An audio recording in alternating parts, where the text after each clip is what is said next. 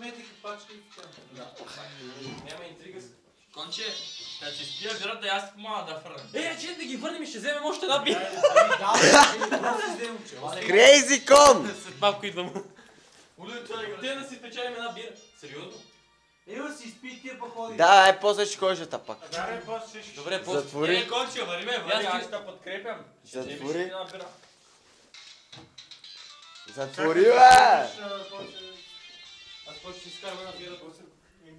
Как ще изкараш една бира? Като върнеш шишета по 20 стотинки. Ето го Ицо. Ицо, кажи нещо за себе си. Ице, пурне, жаби, брат!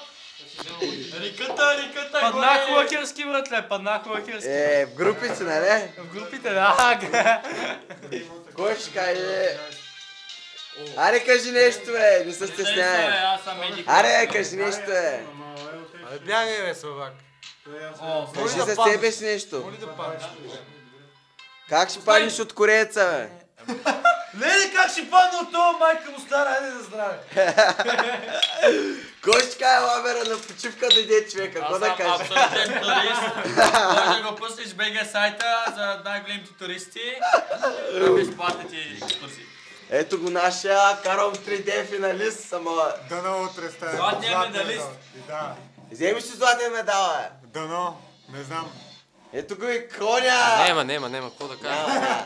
Той бебе го уби днеска, какво да каже, бе? Не, бебе не би краси. Бебе падна от Господа. Той беше най-големия късметлия, какво да го правя?